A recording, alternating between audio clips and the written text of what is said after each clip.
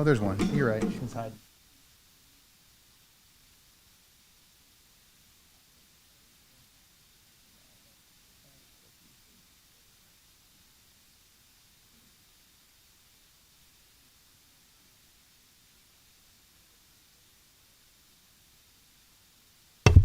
Okay.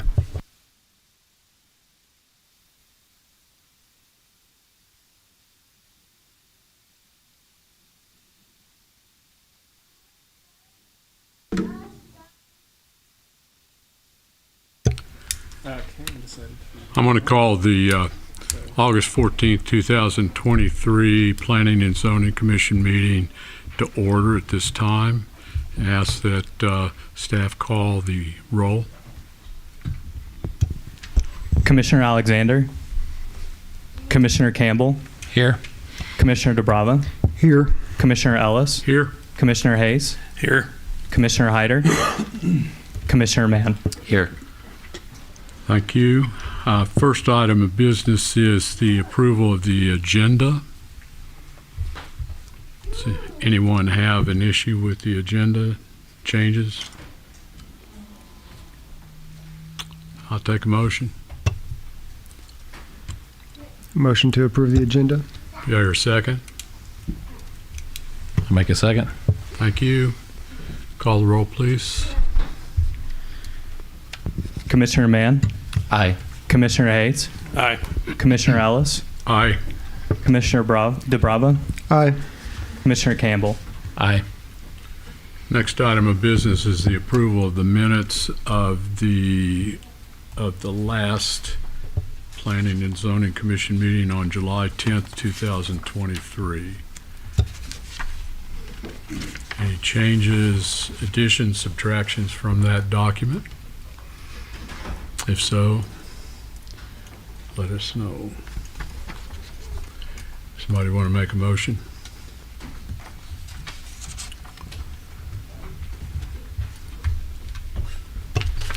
Motion to approve the minutes. Do you hear a second? I second that. Thank you. Call the roll, please. Commissioner Ellis, Aye. Commissioner Hayes, Aye. Commissioner Mann, Aye. Commissioner DeBrava, Aye. Commissioner Campbell, Aye. Commissioner Hyder. Aye.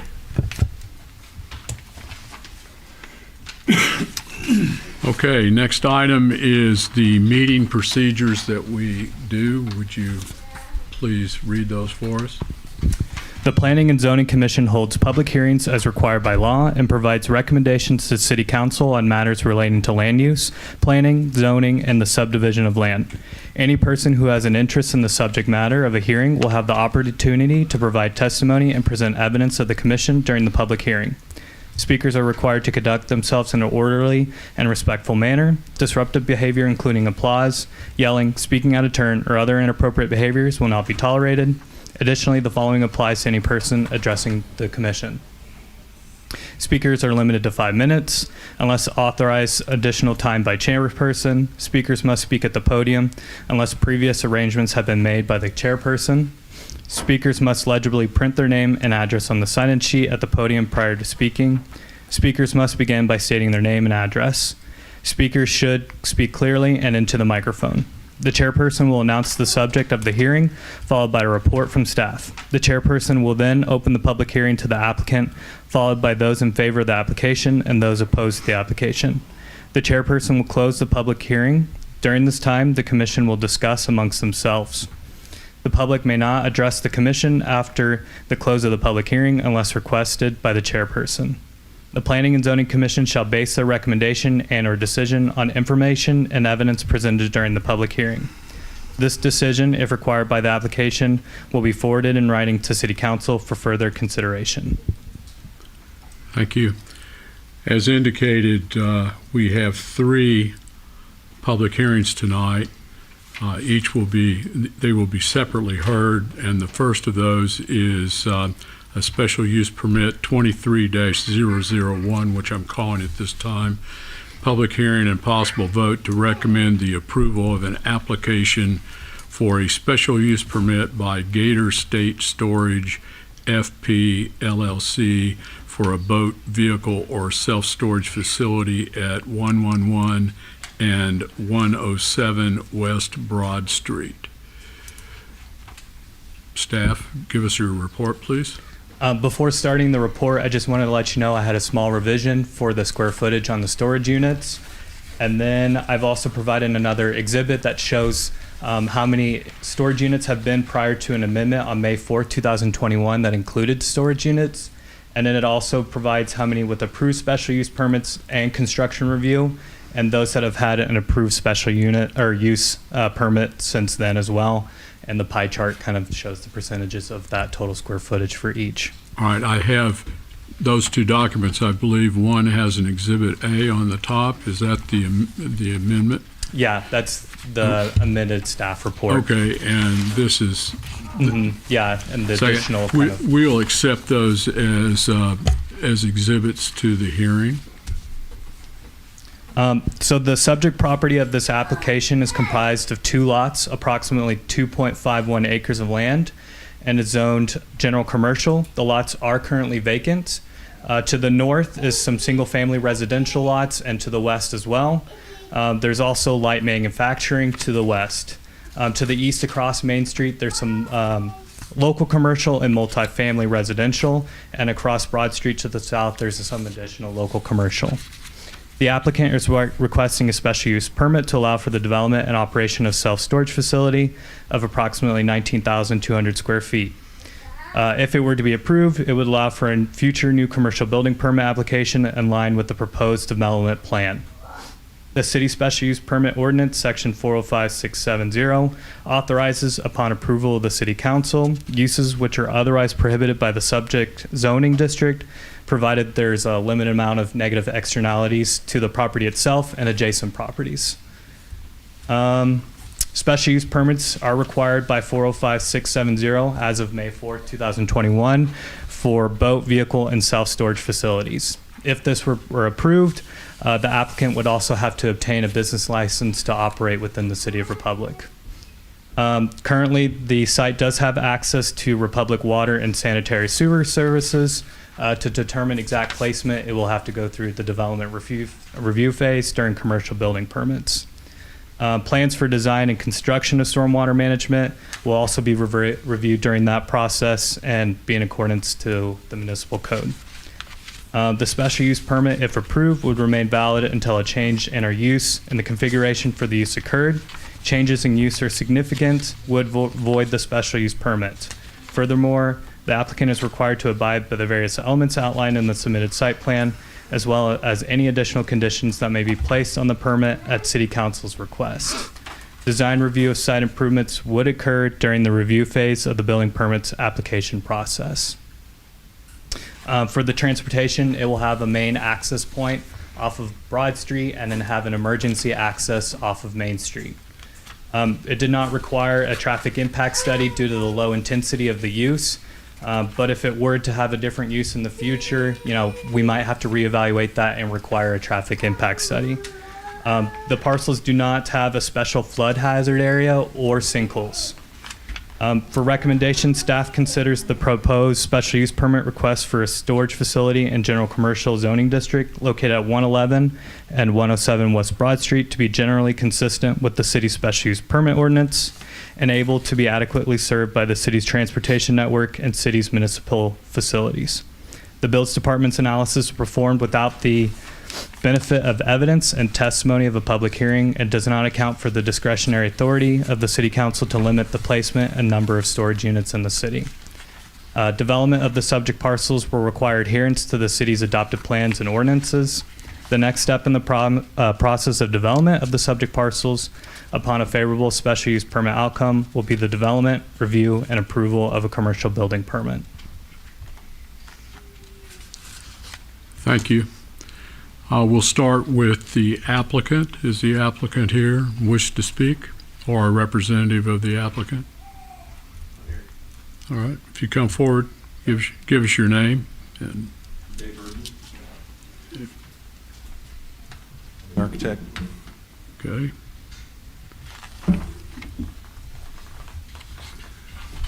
The floor is yours. Good This project has been going on for quite some time. It was originally owned by Dolph Woodman and was submitted in a different configuration that's shown there. And it was actually permitted at one point, probably about 5 or 6 years ago. He subsequently decided not to build, and he sold it off to the current owners, which is Gator State. And they wanted to continue the project only in a different configuration. So we've gone through the steps of reconfiguring the buildings, redoing the civil engineering on it, redoing the MEPs, and just trying to get it to a point where we could submit it again for review. And then y'all said the zoning situation had changed on it, and it was going to be a special use permit was going to be required. So we submitted this exhibit. Hopefully this is a go. I guess there's a hearing tonight, and then one again tomorrow night, and then one again a week from tomorrow night, which is first, second, and third reading, and then approval. So I'm here representing the owner and hoping the project can go. I think it's an advantage to the city. Thank you. Mm-hmm.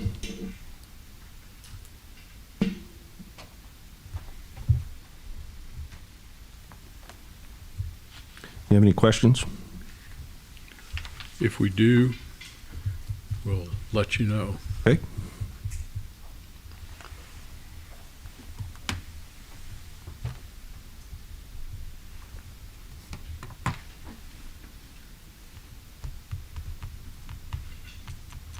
Thank you.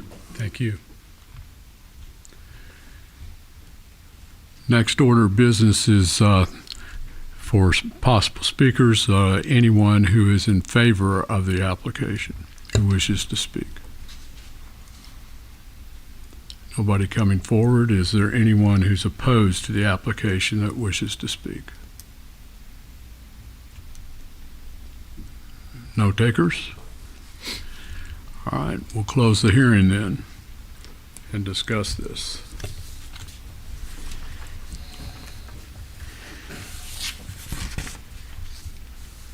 What was this zone for? What was the zoning on this originally? I mean, when I say originally, the last zoning on it before. Yeah, today. so in 2018, the western lot, or lot 1, was C1 and then rezoned to C2. And then the lot to the east, it was actually a combo of C2, C1, and they tried to clear it up and have lot 1 as C2 and lot 2 as C1. And then in 2020, the eastern lot, lot 2, got rezoned to C2 as well. And in order to, except for the special use permit that's now needed, C2 would be an appropriate zoning for a storage unit? That is correct. Okay. And what is the zoning around that? I think I've got it here.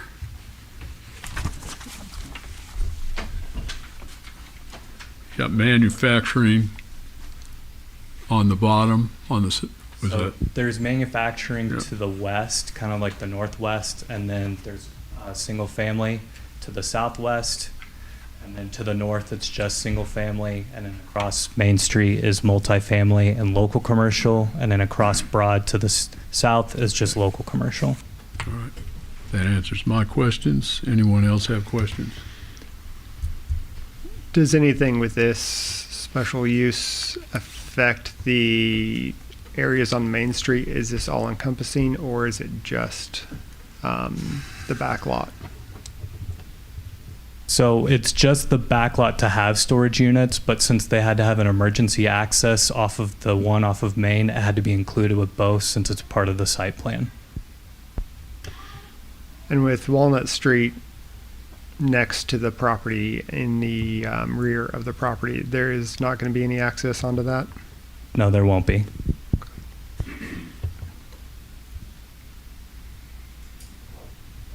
Well, there's some sort of manufacturing, there's a couple of buildings back there just off of Walnut, right? Yeah, there's some storage units to the west, and then there's also the manufacturing uses as you continue up Walnut. Okay.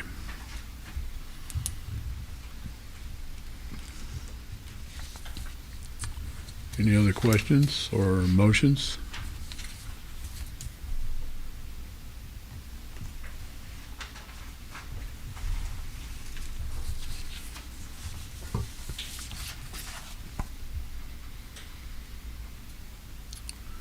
I can't sell much of anything tonight.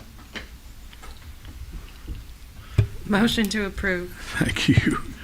I have a motion to approve,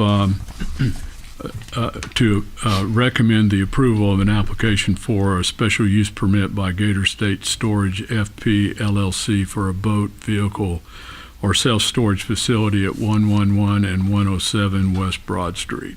Do I hear a second? Second. Thank you. Call the roll, please. Commissioner Mann, Aye. Commissioner Hyder, Aye. Commissioner Hayes, Aye. Commissioner Ellis, Aye. Commissioner DeBrava, Aye. Commissioner Campbell. Aye.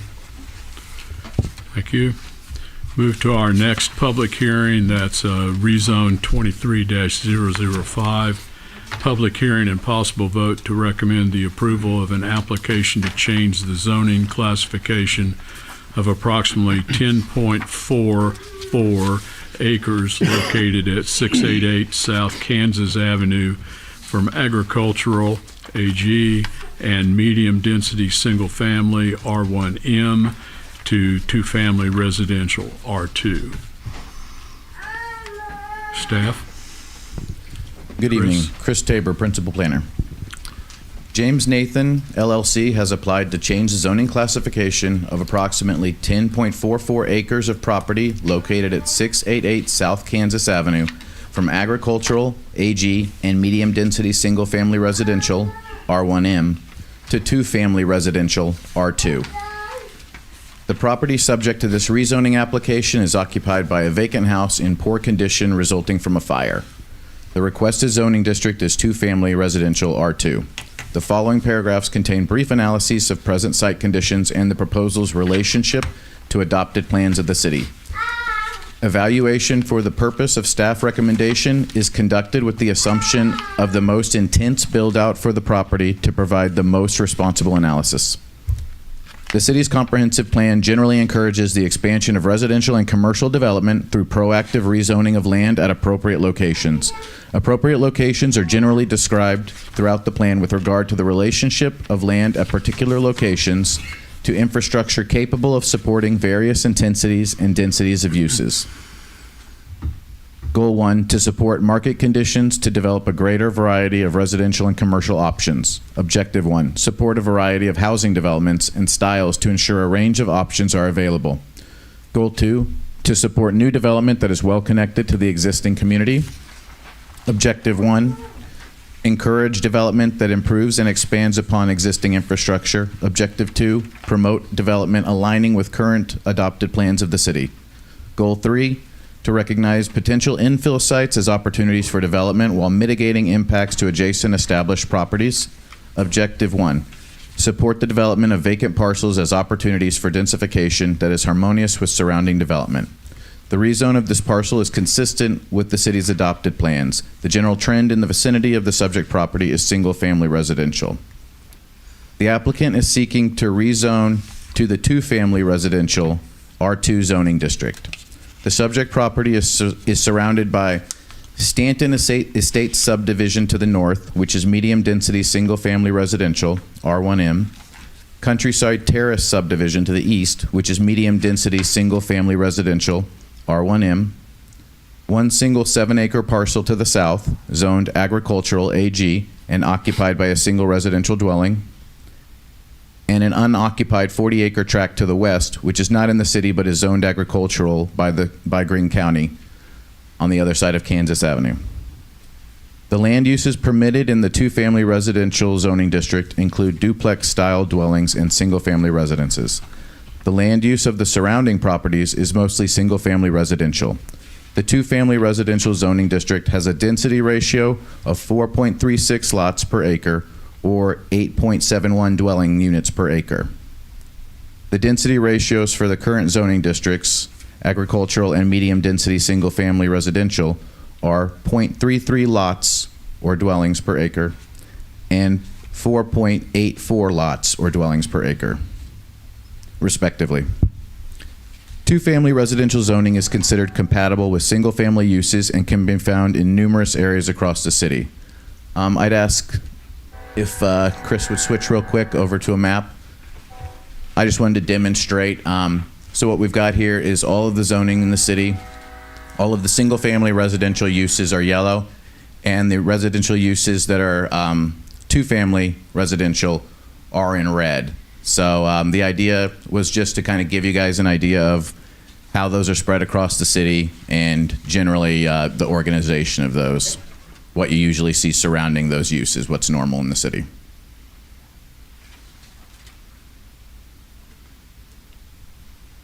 Thanks, Chris.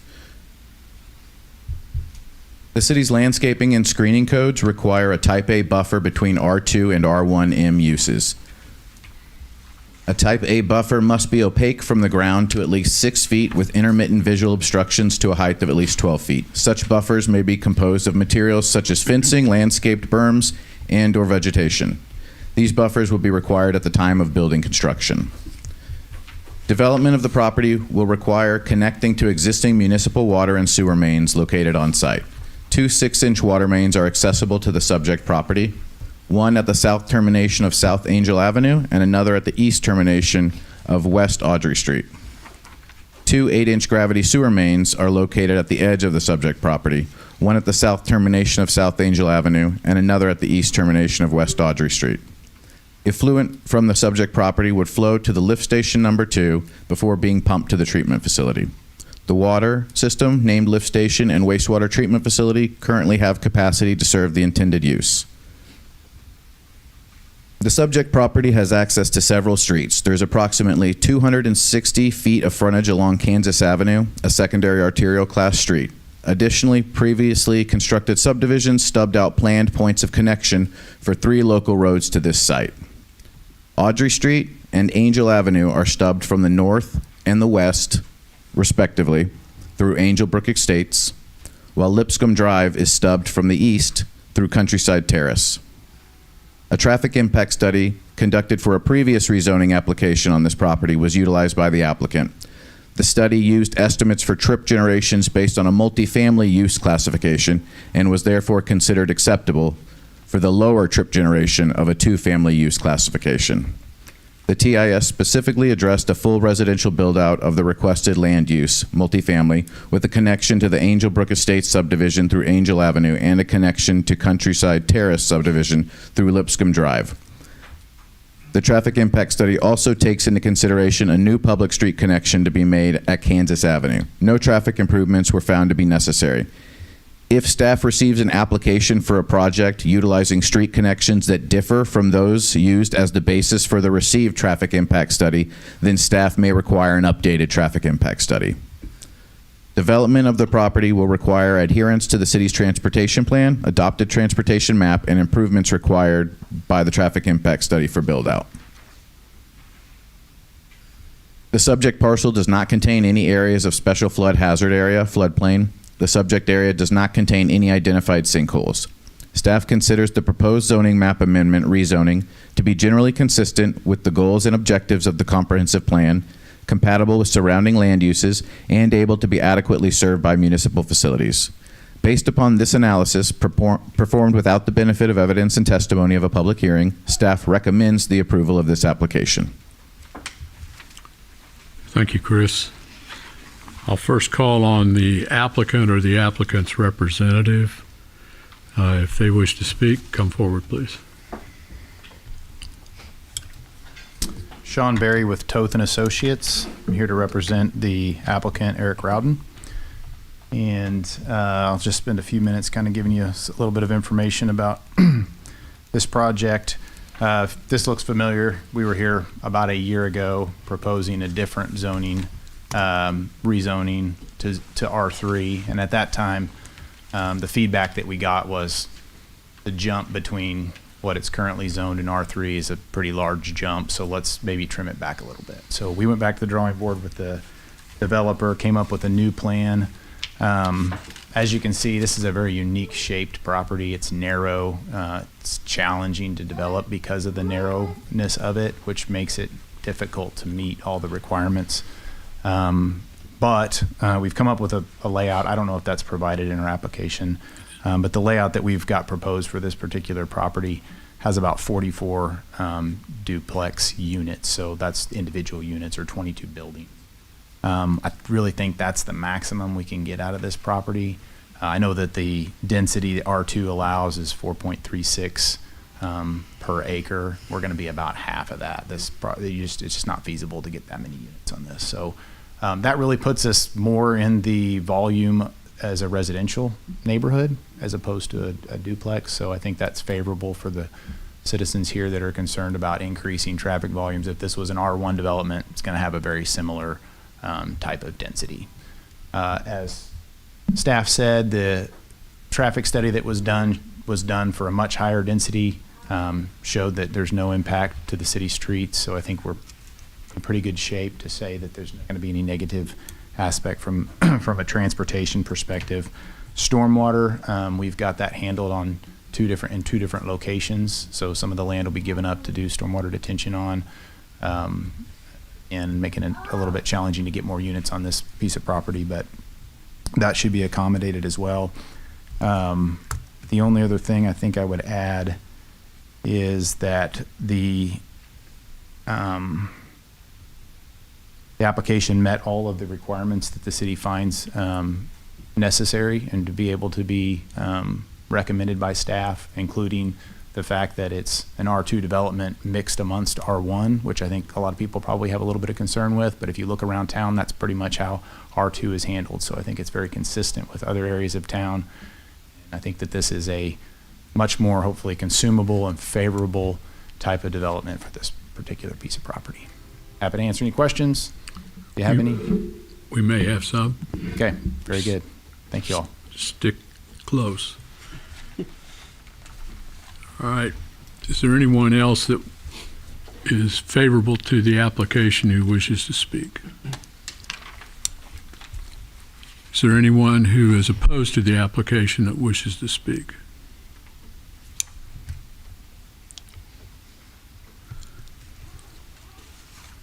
Good evening. What's your name? My name's Colby Hall. Holt? Colby, C-O-L-B-Y. All right.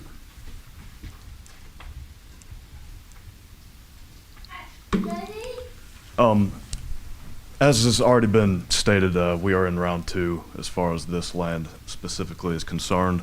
Some of the same issues, though, that resulted in a denial of this application in the first instance are still applicable today. First of all, I'd like to address the housing market study for the City of Republic. It claims that two-family residential zoning will be in short supply by 2025. So to the extent that the city wants to keep up with demand in the future, I completely understand. But that housing market study was done at a time prior to significant duplex development occurring a few blocks away from here. Currently, we have a duplex development in Westbury Gardens, just across Highway 60 from the proposed land change in this instance, that is going to result in at least 60 dwellings to service this city. I understand the concern for diversity of housing options in this town. That's a very relevant goal to achieve, but that is being achieved. There is very little reason to risk specific injury to surrounding parcels that are zoned differently from two-family when the demand is already being met by new development. So based on what is currently happening, City of Republic is actually looking at having a surplus of two-family houses based on duplex development in Westbury Gardens, very close to here, by 2025. Conversely, single-family units by 24 are predicted to be in a deficit, which is the current zoning designation of this property. It makes no sense, in my opinion, or my client's opinion, to change to two-family residential when that will be in surplus shortly, when there is need for single-family residential on the horizon. A few other issues, compatibility, as we've already discussed, or has already been mentioned. A goal of this body should be to promote development that is harmonious with surrounding land. I understand that two-family residential does pose significantly less dwellings than a multifamily, which was originally proposed, but it is still very different from the surrounding single-family designations that are currently in place. On a 10.44 acre parcel, if we assume the most intensive build-out at about 8.7 dwellings per acre, we're looking at 91 dwellings in this small parcel. Only 42 dwellings are in the neighborhood to the north, 1 dwelling in the neighborhood to the south, 58 to the east. That means that this parcel could double, nearly double, the amount of dwellings in this area. Not to mention the other issues, the impacts on residential values in that region. It is presumed that duplex owners are mostly renters, and renting developments in an area with high ownership percentages tend to decrease value of real estate significantly. And to move on to traffic issues, the applicant in this case is still relying on a traffic study done from last year. That traffic study, though it had its own multiple deficiencies, it did not take into account other development along O'Neill Road. There is Birch Point subdivision, which has added multiple houses to the west of Kansas and to the north of O'Neill. These are multiple new developments or multiple new houses that are only adding to the traffic situation on O'Neill Road. As the city knows, there is a railroad that goes right along Highway 60 that tends to block traffic on O'Neill Road. It's a very narrow road, as is Kansas, Farm Road 71. These are narrow traffic ways that are already overburdened currently.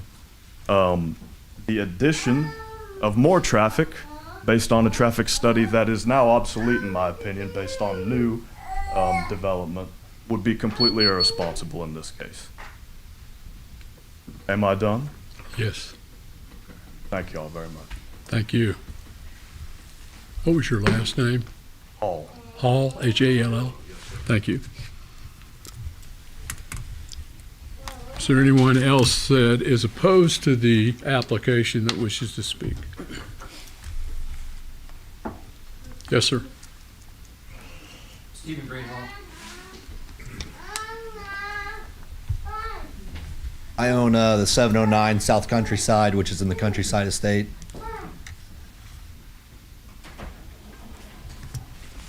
There's a few things that I think I want to kind of touch on, and then I also have some questions that hopefully can get answered too. The first thing, I think the primary thing for my concern is that my house is my investment. That is the biggest investment I have. That's the thing I have sunk the most money into. And that's the thing that I am a first generation house owner. My parents, my grandparents, no one owned their own house. So it's like a really big deal for me.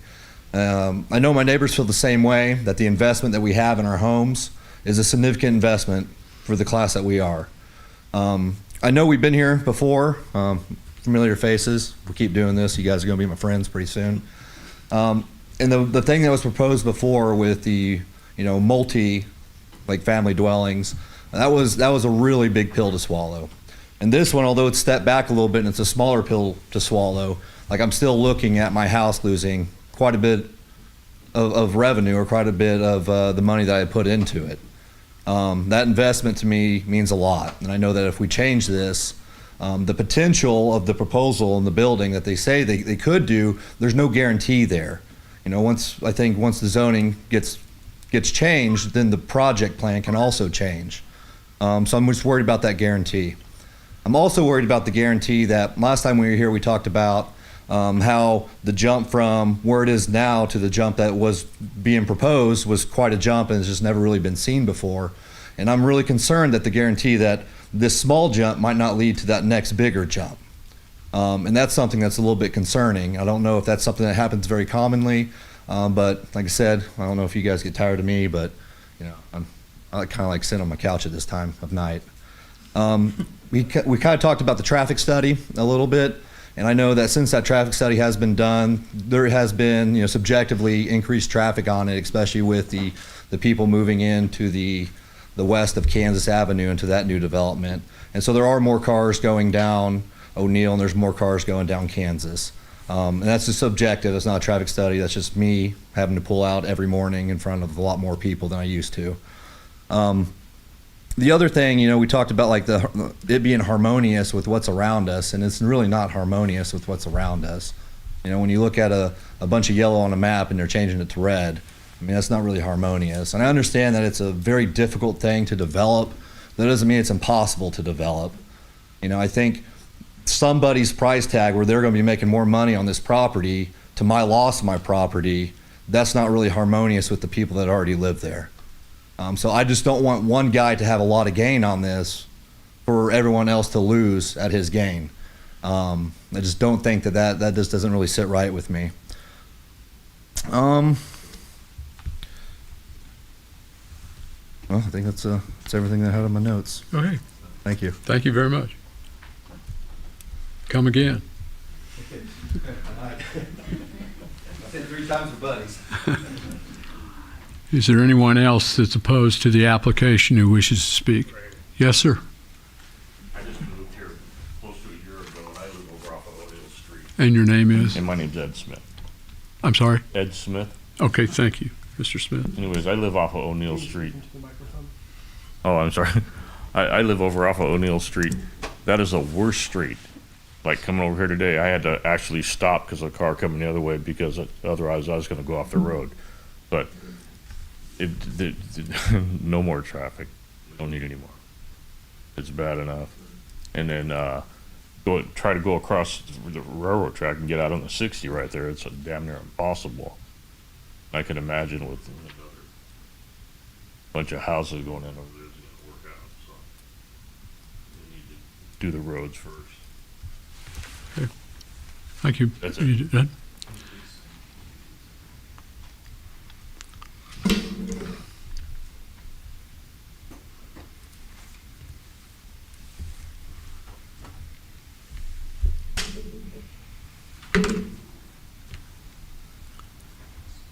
Is there anyone else who is opposed to the application who wishes to speak? Yes, ma'am. My name is Sandra Youngblood. I am a direct resident of 812 South Lipscomb, to which this intersection will be coming onto. I'm in agreement with my neighbors on the traffic study.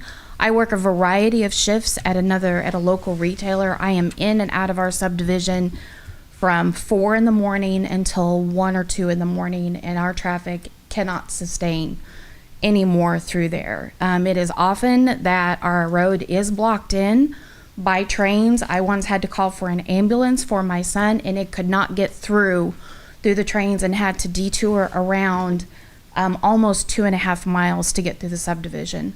The traffic increase is, with the addition of the Birchwood Estates through there, is already at an all-time high. And like they said, making a left-hand turn is almost impossible. We currently enjoy the freedom of a quiet neighborhood.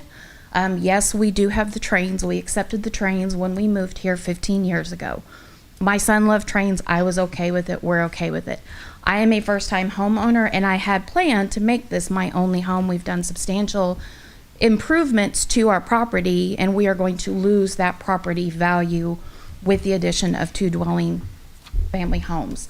It's going to double the impact, and that lot is much smaller when you actually walk it off than it appears on the map. We've been back there, we've enjoyed the wildlife. 15 years we've been enjoying the quiet neighborhood. So the traffic is not going to work for us. Got it. I think that's been a frequent topic. That's been a frequent topic here in various times. I'm not talking about this one, I'm talking about other developments. We all understand that traffic. Is there anyone else that wishes to speak against this application? Yes, ma'am?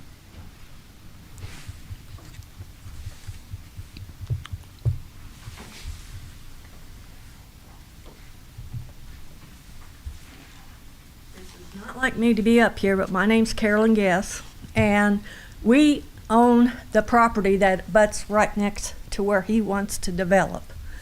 We have just retired here 6 months ago, and our retirement, we do not want a bunch of subdivision and houses built over there. We're hoping for the peace and quiet of our neighborhood, and we don't want our property value to go down just after buying it. So that's all I have to say. Thank you. Thank you.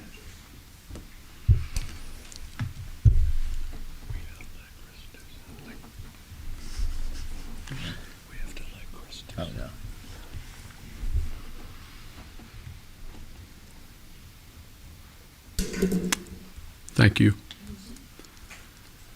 Is there anyone else that's opposed to the application that wishes to speak?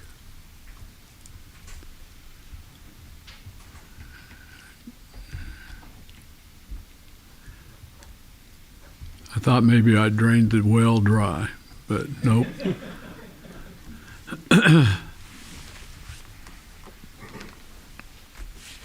in the middle of the road on O'Neill Street. No, I think I know Ms. North. Betty, how are you? I'm doing all right. Good. Is What- this where it needs to be for short people?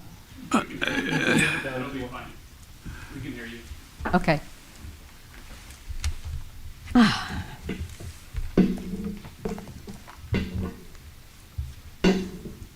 First of all, I want to thank each and every one of you members on the commission. I know it's a thankless job and takes up time, so I appreciate you being here. Now, I'm Betty North. My husband and I have lived at 733 West O'Neill for the last 50 years. Over those years, the land usage in the area has changed from an apple orchard and vineyards and cow pastures and corn and wheat fields to single-family zoning. My husband and I oppose the proposed duplex zoning for several reasons. Stormwater runoff is one. All of the stormwater from the proposed 10.4 acre subdivision will be added to the stormwater already flowing from Angel Brook into the deep roadside ditch beside Charlotte's Mill subdivision. The water then flows underground across Charlotte's Mill and eventually across the back of our property onto Kansas Avenue. With duplex zoning, we feel there will be a higher rate of flow of stormwater runoff. Compare the amount of stormwater from the impervious surfaces of rooftops and sidewalks and streets and patios of duplexes to that of single-family homes. Yes, I know the developer is supposed to design his development with water tension in mind, but I still have concerns. On the staff analysis portion of your exhibit, it states, based on the analysis performed without the benefit of evidence and testimony of public hearing, staff recommends the approval of the application. I feel public input is of prime importance and should be a priority in rezoning decisions. It is unfortunate the Planning and Zoning Department has to make a recommendation to you without the benefit of hearing citizens' concerns in the public hearing. Apparently, the Missouri legislature felt the same way about citizen input as I do, because they passed a law, RSMO 89060, that gives extra weight to the opinions and concerns of the nearest property owners. That is strong evidence the legislature felt the opinions of the people living nearest to the property to be rezoned should carry heavy legal weight based on Missouri law. On your planning and zoning exhibit Exhibit B, under the analysis portion, you may have noticed the comment that one of the city's objectives in zoning is supporting the development of vacant parcels as opportunities for densification that is harmonious with surrounding developments. In this case, the developer's goal is likely to put as many duplexes on the 10.4 acres as possible.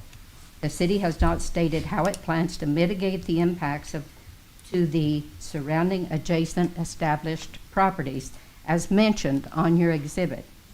Research shows the negatives of densification are loss of green space, concentration of crime, and lack of privacy. It is obvious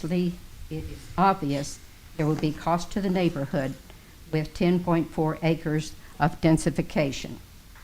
Other criteria to be considered while thinking about this rezone request are street congestion, overcrowding of the land, maintaining the character of the neighborhood, and home values. Any reasonable person would agree that rezoning 10.4 acres of rental zoning into the middle of already existing single-family neighborhoods would, at a minimum, cause property values to stagnate, if not to decline. I've talked to a lot of people in the neighborhood regarding this rezone, and most everyone I've talked with was against the duplexes. I think the city should consider the cost-benefit ratio of this rezone. If this is approved, I feel there will be a lot of disappointed, disaffected, disgruntled residents in this part of the city.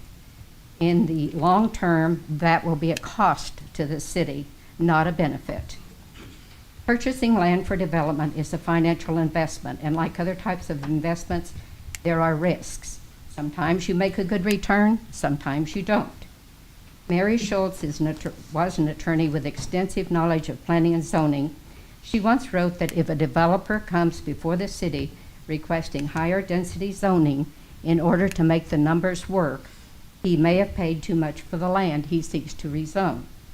She wrote, "It is not the city's responsibility or obligation to ensure a developer makes the amount of profit he expects or to make his numbers work. If the reasons that I have given you to deny this rezoning have not yet convinced you, then I want you to consider the words on the mission and vision statement of the City of Republic, this paper. I assume the statement was meant to offer guidance to those like you who represent the city. The guidelines state we will provide peace, serenity, and stability for the citizens of Republic. In the city's vision portion of the statement regarding growth, it reads, to grow together by always doing the right thing at the right time for the right reason. Tonight is the right time for you to do the right thing and the right reasons by denying the rezone request."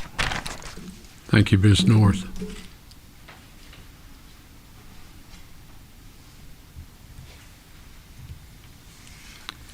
Is there anyone else who's opposed to the application who wishes to speak?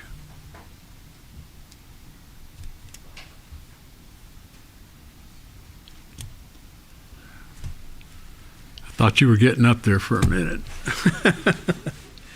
All right, well, we'll close this hearing and discuss.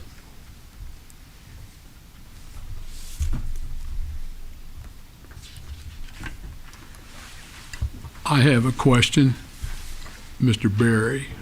I just need some basic facts from you. Could you come up and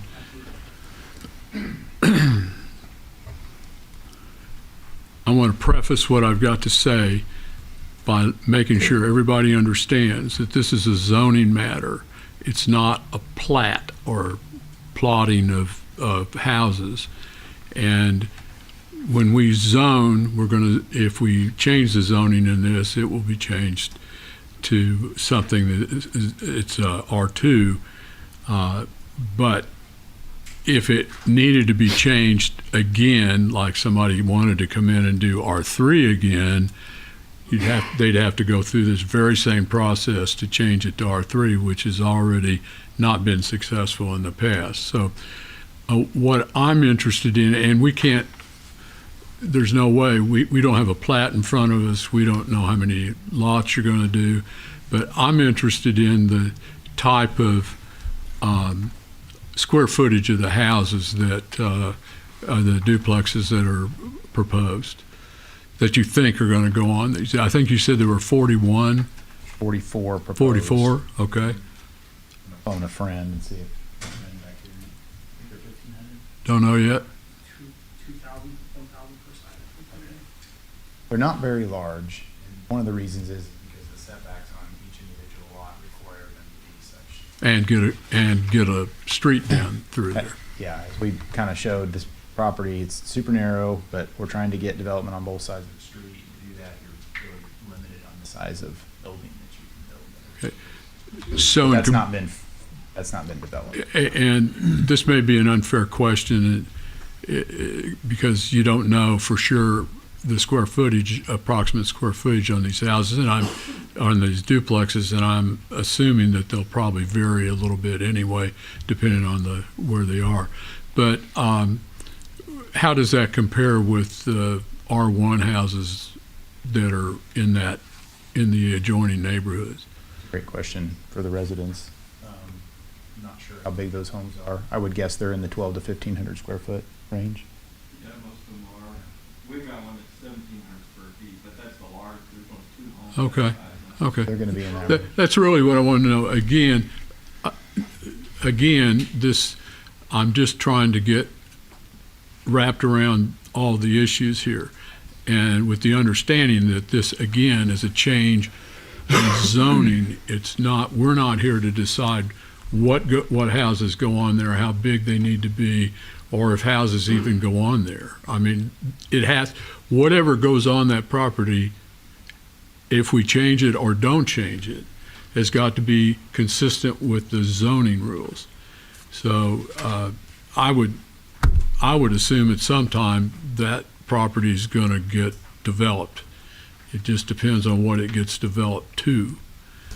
It would be nice to have a big lot behind you where it's quiet and everything, but I think it's going to get developed at some point. I don't know why not, but maybe not. Thank you. That's all I had. You're very welcome. You have a Thank you. question? May I? And You let me may. know if this is out of order. I believe in. Thank you.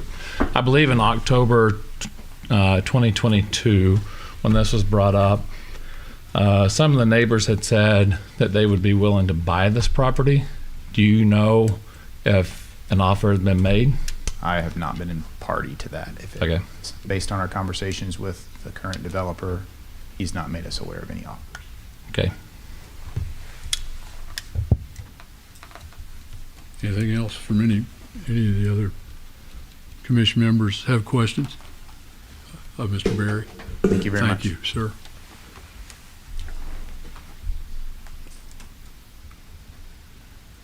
What say you?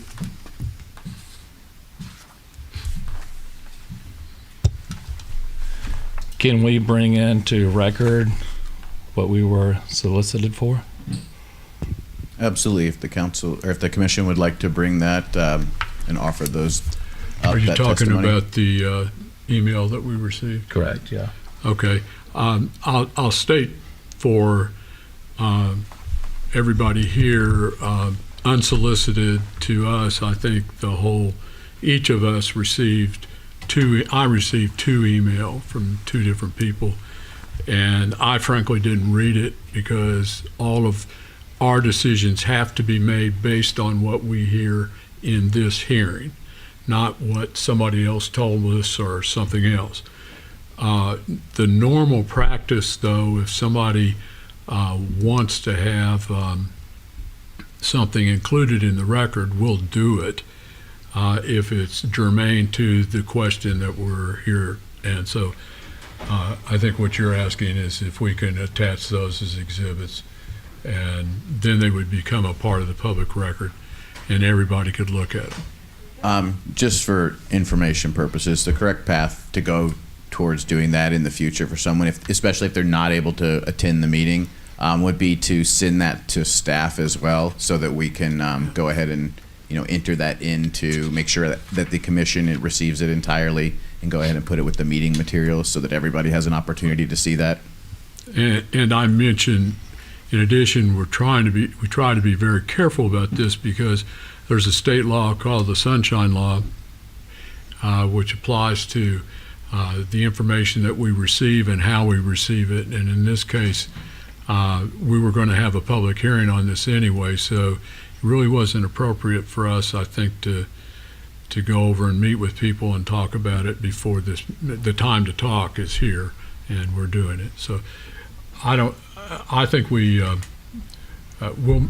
I'll accept those as exhibits to the hearing, so they'll be made a part of the hearing. Would you give what you have to staff so that make sure that they're the same?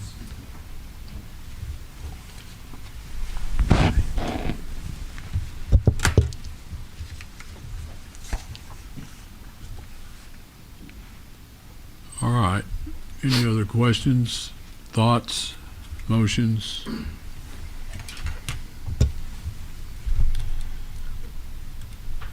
I have a question from the property to the south of this rezone, or potential rezone. Who's your question to? The letter is from the Andersons. They're being represented. Mr. Anderson here? Yeah. Oh, you're representing him? Okay.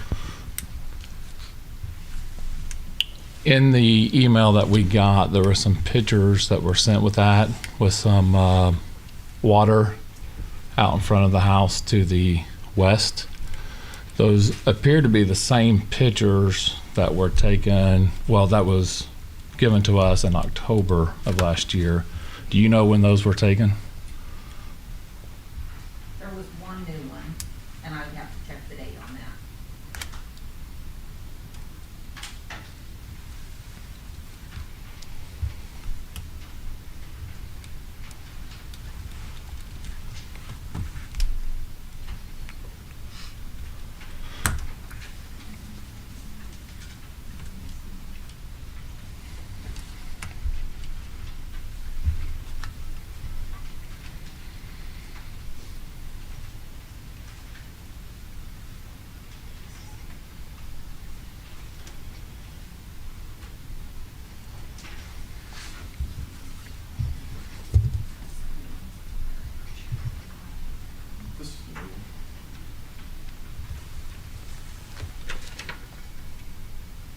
Okay, do we know when this was taken, roughly? I'm gonna have to do some checking. I mean, was it this year? Oh, yeah, within the last, probably 2 months, 3 months. I'm gonna see if I can find it real quick, but, I mean, it might take a minute. It's scrolling through a camera roll. Sure. Runs all the time during heavy rain. I do want to make sure that that everyone here is aware that that water is not coming from the site. That is coming from the south. All right. So that the site is not, the water runoff goes towards the site from the Andersons property. Correct. That's not runoff that is going to be great, heightened from this development. Right. And that was my understanding. We've had quite a bit of rain the last few days. When I drove by the property today, it was being mowed, and it looked like it was really pretty dry. It was dry enough to mow with the amount of rain that we've had. And it did appear that it would run from the south and not from the north. And then, yeah, that's all I have for you. Thank you. I have a question for the staff. Yeah.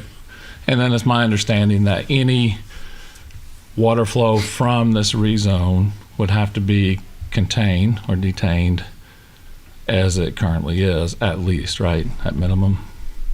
So as they mentioned, they do intend to do detention on site, but I'll go ahead and defer to Garrett Brickner, who's an engineer. Yes, so any water that would leave the site must be detained before it leaves the site and not leave the site greater than any flow pre-development. and there can be no upstream effects. So whatever is coming onto their site now, they must accept, detain, and then release at pre-development flow rates. Thank you. On that picture, May 12th, if it matters. 23. Yes, 23. 7 a.m. Anything else from anybody? I had a quick question. I want to make sure I'm understanding this correctly. As far as the traffic study is concerned, it sounded like there were developments since that study that have been gone on. Is that correct? I would have to defer to the traffic engineer who wrote that study to know exactly where that information came from. Okay. I would be a little surprised if it did not include trip generation from those subdivisions, as those are not new subdivisions. Okay. Thank you.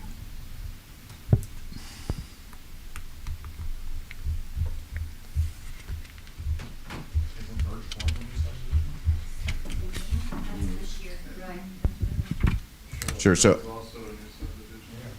So you're seeing houses continue to be built, but that's been final platted, for quite some time.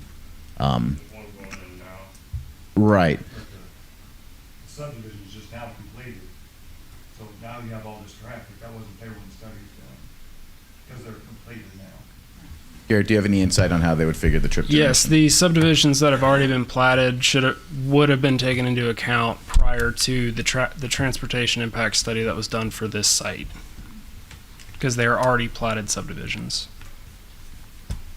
They're not counting built houses. They're counting lots that are zoned, and that's how they determine how many trips come from a site. If it's a single family, it gets, I believe it's 10 trips, but. And they're still letting more in with these roads. They had a trip counter out there with counting vehicles. Who's the? Who's they? CJW. Okay. I can't say what purpose they were counting that. But yeah, you do see, that is who did the traffic study, so it's very likely. They do a number of traffic studies for us, though. Not for us, but for developments in the area.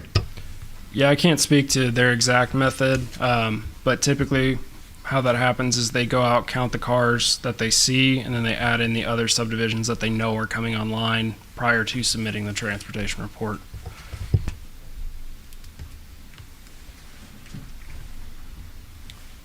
Any other questions here? Thoughts? No. We're still discussing. Anybody else have anything? Somebody want to make a motion? Don't be shy. I'll make a motion And that is, to approve the recommendation. okay. I have a motion to recommend the approval of an application to change the zoning classification of approximately 10.44 acres located at 688 South Kansas Avenue from agricultural and medium-density single-family to two-family residential. Do I hear a second? Second. All right. Call the roll. Commissioner Campbell? Aye. Commissioner Mann? Aye. Commissioner Ellis? Aye. Commissioner Hayes? Nay. Commissioner Hyder? Aye. Commissioner DeBravo? Nay.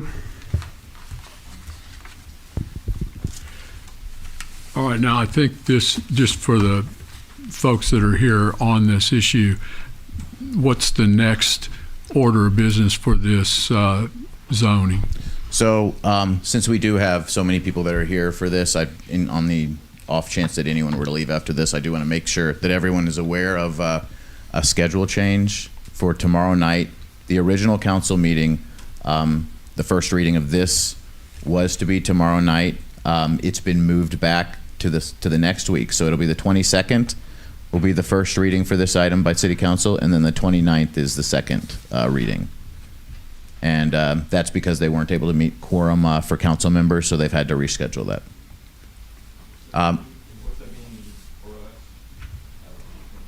Right, I'll explain that real quick. Okay, so What just happened now is that the commission has voted to recommend approval 4-2 to the city council. This item now goes before the city council.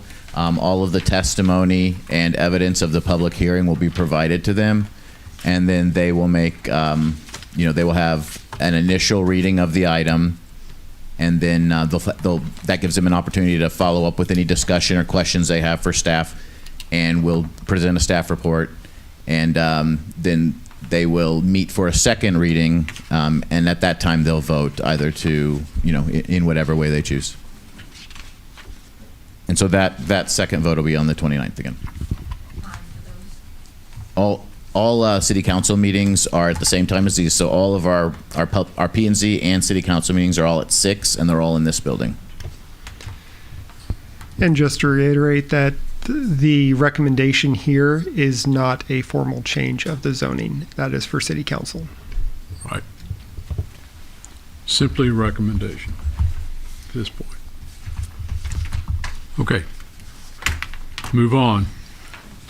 PDD 2302, public hearing and possible vote to recommend the approval of an application to change the zoning classification of approximately 203.39 acres located at 1462 South State Highway MM from agricultural to Garrett Farm Planned Development District, PDD.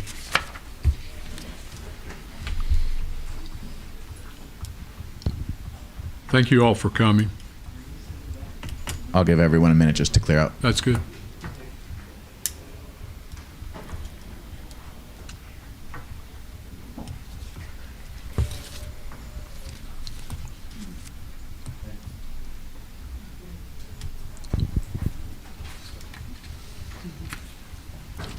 Lee and Mark Garrett have applied to change the zoning classification of approximately 203.39 acres of property located at 1462 South State Highway MM from agricultural to Garrett Farm Planned Development District, which is a PDD. The property is currently occupied by a residential structure with the remainder utilized as farmland. The applicant is proposing the rezoning of this property to a planned development district to allow for an industrial subdivision consisting of 2 depicted phases of development. If you would switch to that last exhibit for this. The first phase, as you can see, is on the left-hand side. It's the smaller square. The first phase is approximately 22 acres, while the second is that larger remaining piece, which is 189.39 acres. Initial improvements and development will occur within the first phase as described by the development plan. The second phase is intended to provide flexibility regarding the needs and preferences of future occupants, which will inform the precise configuration of lots and utilities, as well as the processes required to facilitate the associated projects. The development plan also contains new street, water, sanitary sewer, and stormwater systems to support the first phase of development. All development will adhere to the specific requirements of the approved development plan. Aspects of the zoning code not specifically included in the approved development plan will require compliance with code requirements at the date of actual development. The applicant's proposal includes the following elements. All development area allows for any uses permitted in the following zoning districts: heavy industrial M2, light industrial M1, general commercial C2, local commercial C1. All lots will comply with the setback, density, and permitted use requirements of the zoning district most closely associated with the proposed use, unless specifically addressed in the approved development plan and or as outlined below. The bulk area and minimum height requirements. There is no minimum lot size. Setbacks are 15 feet at the front and 30 at the rear if located adjacent to a residential zoning district. Then in an M1 use, that rear setback is 35 feet, and if an M2 use, that rear setback is 50 feet. The side interior setback is 15 feet. Again, if located adjacent to a residential zoning district, that M1 use is 35 feet, and that M2 use is 50 feet. A side street setback is 15 feet. The maximum lot coverage is 90%, and maximum building height there is no maximum height unless the structure is adjacent to a single-family residential zoning district, in which case the height of the structure must remain below a 45-degree bulk plane as measured from the boundary of the adjacent residential district. I know it's a little confusing. We can get into that further afterwards if you guys have questions. The landscaping will comply with Republic Municipal Code with the following exceptions. No internal perimeter landscaping buffering between permitted uses within the PDD is required. A buffer of at least 20 feet in width between the subject property and the agricultural zone properties along the western boundary will be provided. And existing natural landscaping buffering must remain in place until the issuance of building or infrastructure permits in conflict with said buffering. The purpose of the planned development regulation is to allow for mixed-use, unconventional, or innovative arrangements of land and public facilities which would be difficult to develop under the conventional land use and development regulations of the city. Planned unit developments must demonstrate substantial congruence with each of the following conditions in order to be considered eligible for approval. The proposed development plan shall involve a mixture of variation of land uses or densities. The Garrett Farm Development Plan allows for a range of industrial and commercial uses. The proposed development plan shall involve the provision of all infrastructure deemed necessary to adequately serve the potential development. The Garrett Farm Development Plan includes provisions for municipal water and sewer services, a plan for stormwater management, and the construction of transportation infrastructure to support multiple areas of development within the overall development plan. The proposed development plan shall involve design elements that promote the City of Republic's comprehensive plan and other adopted plans of the city. The City of Republic's comprehensive and land use plans support the development of an industrial commercial center where infrastructure and transportation exist. The proposed development plan shall involve design elements intended to lessen congestion in the streets, to secure safety from fire, panic, and other dangers, to promote health and the general welfare, to provide adequate light and air, to prevent the overcrowding of land, to avoid undue concentration of population, to preserve features of historical significance, to facilitate the adequate provision of transportation, water, sewage, schools, parks, and other public improvements. The Garrett Farm Development Plan includes the construction of a new access point to State Highway MM through the continuation of Farm Road 144, which will serve to create the necessary circulation between multiple uses and an eventual planned connection to Farm Road 140. The city's wastewater system coverage will be expanded through the construction of a new lift station on the site. The city's comprehensive plan generally encourages the expansion of residential and commercial development through proactive rezoning of land at appropriate locations. Appropriate locations are described generally throughout the plan with regard to the relationship of land at particular locations to infrastructure capable of supporting various intensities and densities of uses. The 2021 Comprehensive Plan and Land Use Plan identifies land use goals and objectives relating to development as follows. Goal 1, support new development that is well connected to the existing community. Objective 1, encourage development that improves and expands upon existing infrastructure. Objective 2, promote development aligning with current adopted plans of the city. Goal 2, recognize potential infill sites as opportunities for development while mitigating impacts to adjacent established properties. Objective 1, support the development of vacant parcels as opportunities for densification that is harmonious with surrounding development. Goal 3, encourage redevelopment and integration of the former Brookline area. Objective, to support the development of an industrial commercial center where infrastructure and transportation exist. The subject site is surrounded by existing agricultural, commercial, and industrial zone properties and uses. Adjacent property uses. North, agricultural AG, and Greene County zoned agricultural A1, which consists of one residence and farmland, respectively. To the east, Greene County zoned agricultural A1, which consists of farmland. To the south, agricultural AG, which consists of farmland and residences. To the west, light manufacturing M1 and general commercial C2. It's the Red Monkey and Murphy Tractor sites across State Highway MM. The trend along State Highway MM corridor is industrial and high-intensity commercial with some residential uses. Residential and agricultural properties adjacent to the subject site are taken into account through mitigation requirements within the applicant's development plan, as well as the City of Republic Municipal Code.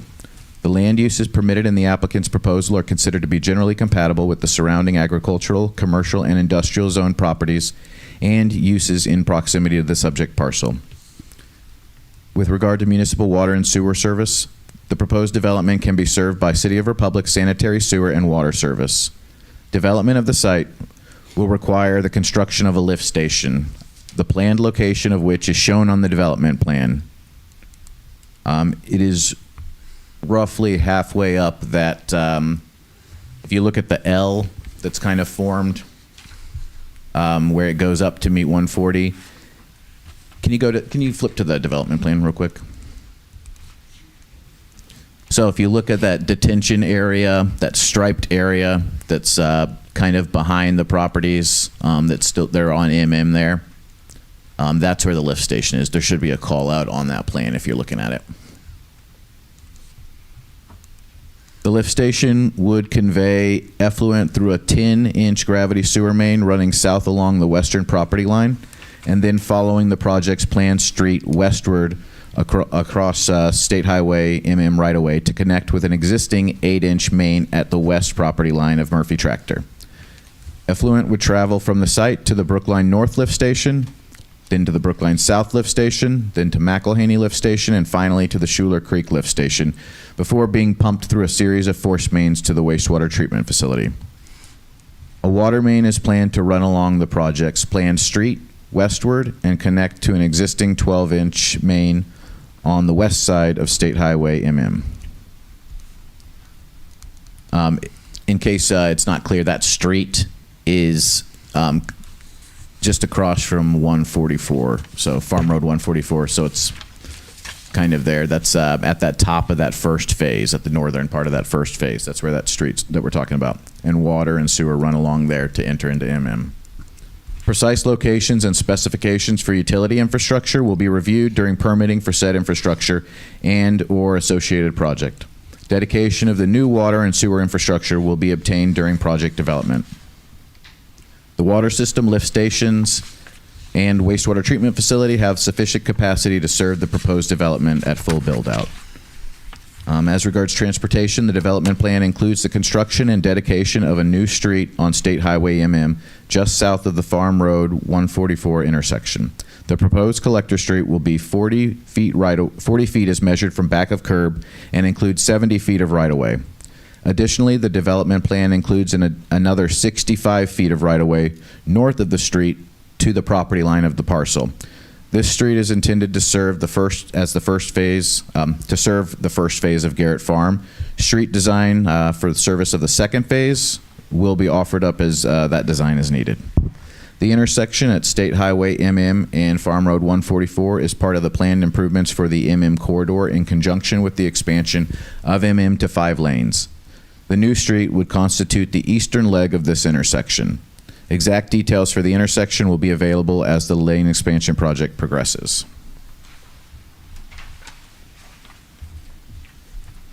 Due to the unknown variables surrounding the planned improvements, a traffic impact study was not required at this time. A traffic impact study stamped by an engineer will be required by the city at each phase of site development as determined necessary by city staff. The traffic impact study, when conducted, will evaluate the impact that development of the site would have on existing and future conditions and provide recommendations for ensuring that transportation infrastructure retains the appropriate level of service. As regards stormwater, the development plan contains one designated stormwater detention area designed to accommodate stormwater generated by this development. The stormwater detention area will be constructed as part of the first phase. The design of the stormwater area and related stormwater improvements will be reviewed during project development. The detention area will be maintained by the developer and/or property owners. The subject parcel does not contain a special flood hazard area as depicted by the adopted 2010 FEMA flood map.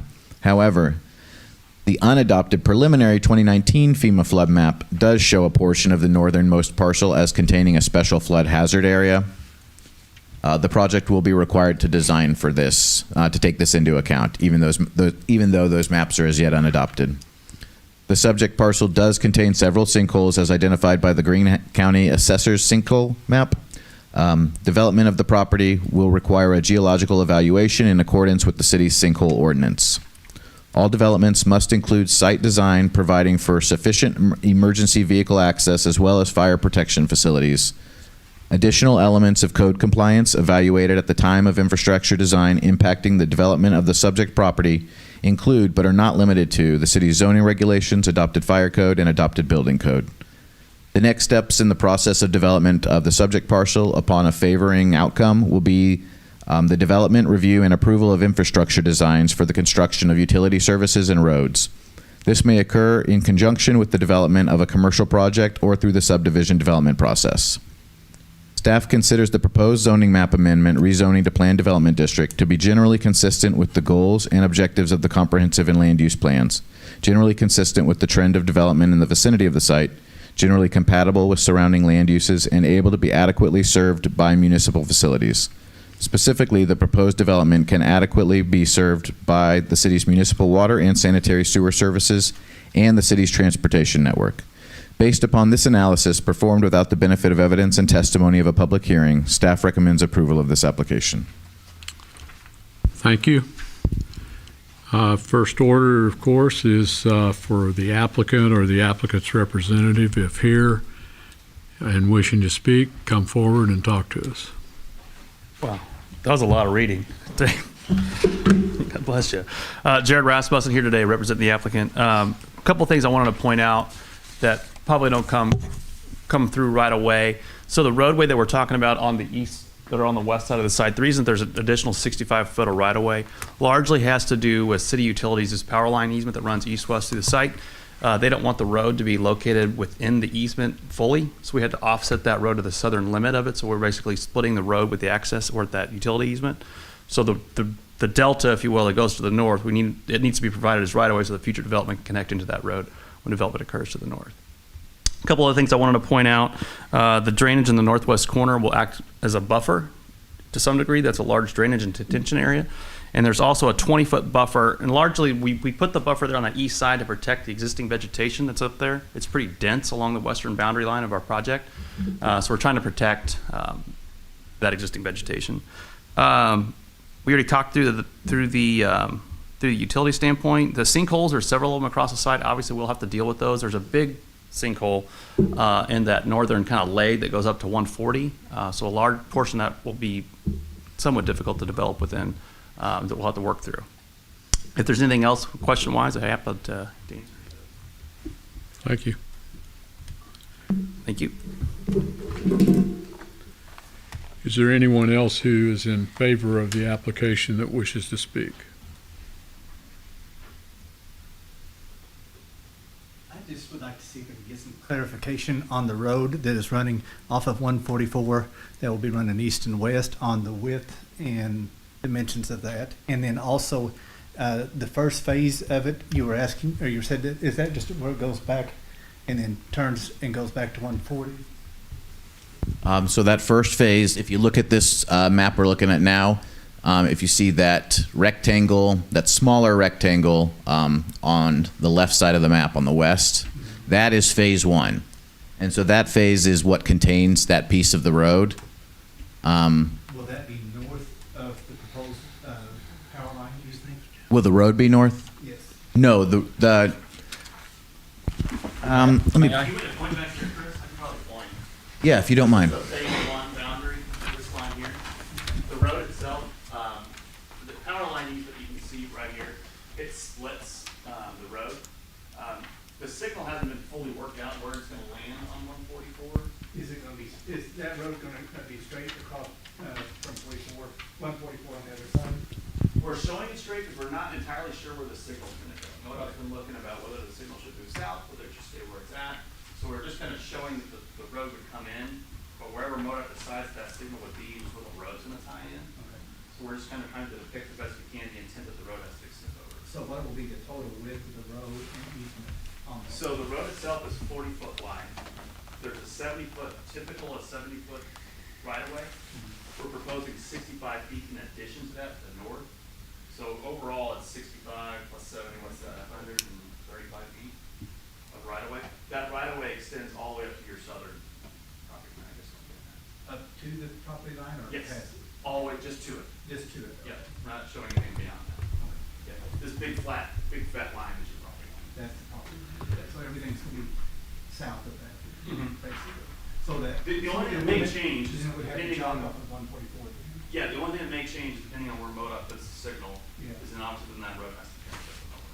But that's, we can't control that. It would have to jog a little bit south, and it won't line up with 144. No, it will have to line up with wherever 144, whether 144 turns and comes down or stays where it's at and this road has to jog up and over. That, It lines up in the sense that it becomes 144. That intersection may jog, yes, you are correct. yes, it would. Okay, so the first phase just goes down, and runs east and west, and then the second phase is where it turns and goes into 140? Yes. The second phase is not yet. The second phase is this larger piece, and that design has not occurred. They'll design as uses are set up. So it'll be that infrastructure design and the way those parcels are configured. That'll all be done on a per development basis. So there's any number of uses could come in there of any size. I think that's the main concern we had, because that's just gonna be in our backyard. Basically, we have a wellhead and stuff, but I think it's gonna be far enough off.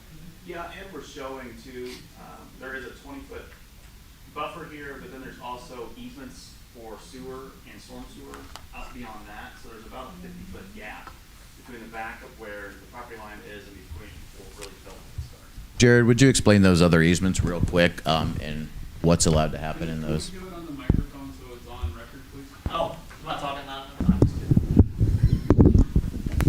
Here, I'll just go back here and point.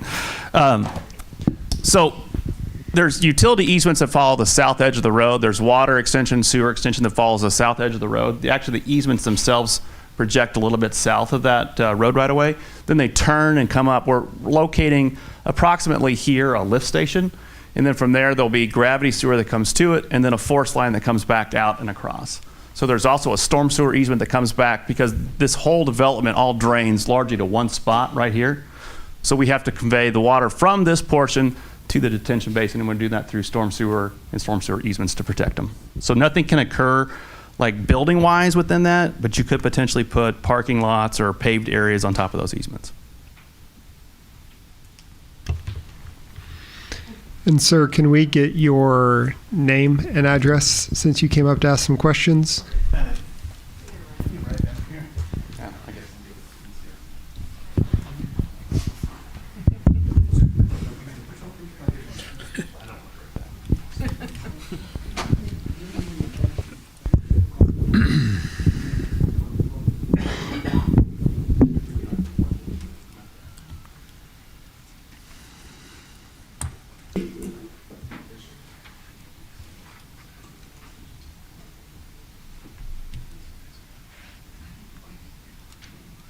Okay, is there anyone, I assume that you were just asking questions, you're not taking a position one way or another?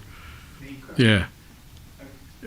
Let me just ask you, is there anyone else that's in favor of this application who wishes to speak? Is there anyone who's opposed to the application that wishes to speak that has not already spoken?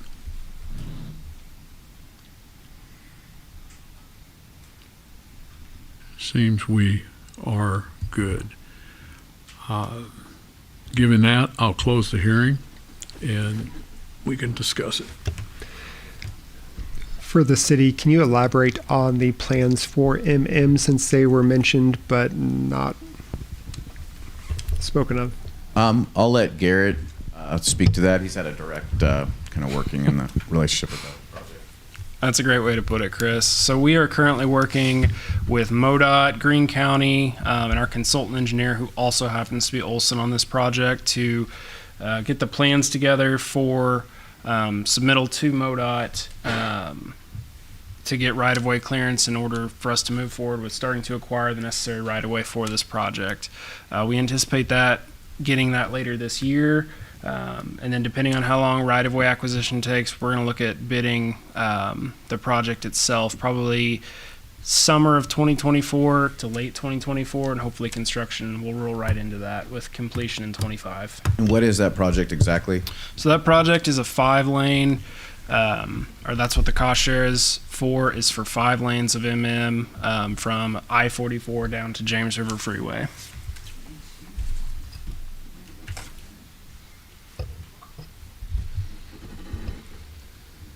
Any other comments, questions by the commission?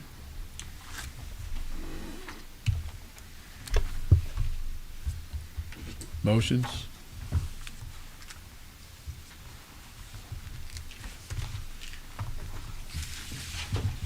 Motion to approve?